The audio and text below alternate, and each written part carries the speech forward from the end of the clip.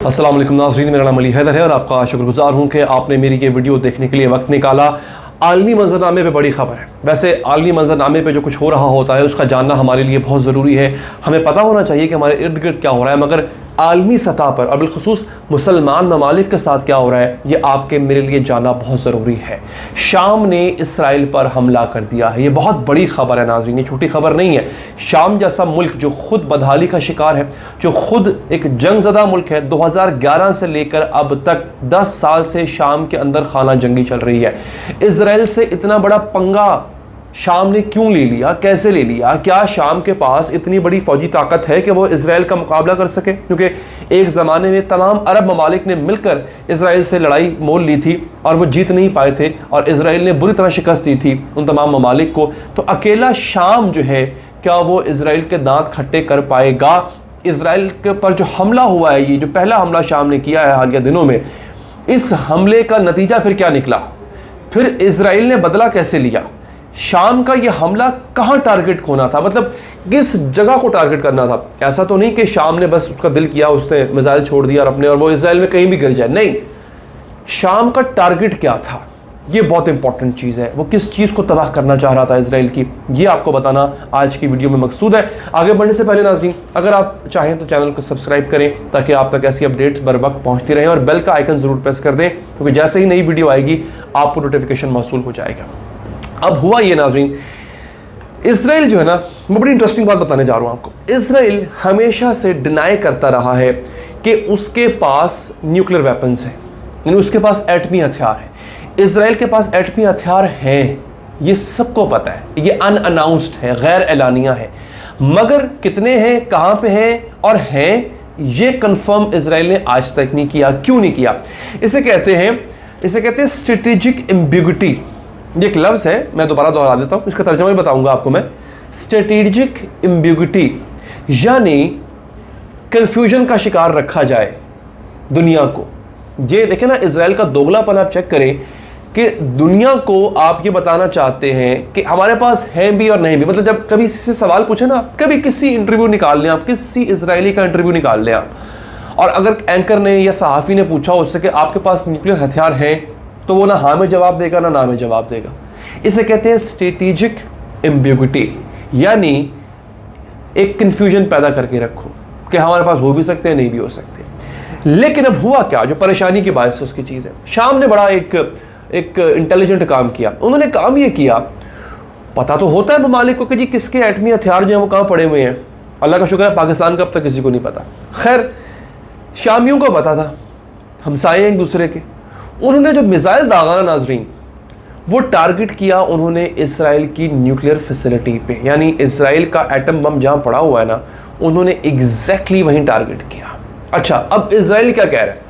Israel ये कह रहा है कि हाँ भाई, मिसाइल गिरा तो है, मतलब मिसाइल आए तो हैं शाम की तरफ से, लेकिन वो जिस जगह का कह रहे हैं ना, जगह का नाम नहीं बता रहे, बड़े सियाने ने, जिस जगह का वो कह रहे हैं ना, उससे आगे जाके गिरा है, यानी उस जगह पे नहीं गिरा। अब उनसे पूछो कौन सी जगह, वो जी हम नहीं बता सकते कौन सी जगह।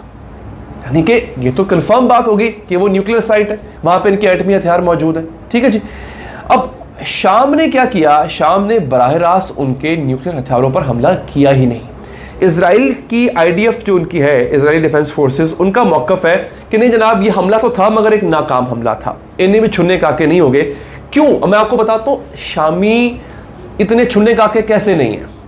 उनको क्या नहीं पता था कि इनकी जो न्यूक्लियर फैसिलिटी है वो यहाँ पर है, और उनका मिस फायर था, मतलब उन्होंने मिसाइल तो छोड़ा मगर वो कहीं और जाके गिर गया, उधर नहीं गिरा। पॉसिबल नहीं। उसकी वजह बताता हूँ। शाम के पास जो मिसाइल सिस्टम है, एयर मिसाइल या एयर डिफेंस सिस्टम भी कह सकते हैं इसको, ऑफेंसिव सिस्टम भी कह सकते हैं, वो है S-200।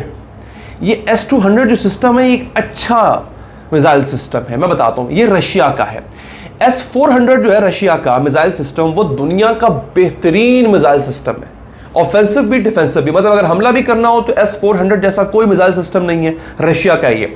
और अगर आपने दिफा करना हो किसी और के हमले से, तो S-400 ये एक वक्त में पता नहीं कितने सैकड़ों मिसाइल छोड़ता है और बारिश कर देता है मिसाइलों की। इसको आप रोक नहीं सकते, और अगर आप इस हमला करें और आगे अगले के पास S-400 हो तो आप बच नहीं सकते। S-400 जो है वो एक बिल्कुल आउट क्लास कमाल का वेरिएंट है, लेकिन इससे पहले जो है वो S-200 था, फिर S-300 आया। S-300 इस वक्त टर्की के पास मौजूद है। टर्की S-400 भी लेना चाहता है रशिया से, इंडिया भी लेना चाहता है। डील काफ़ी हद तक हो भी चुकी हुई है, इस पर कभी किसी और दिन बात करेंगे।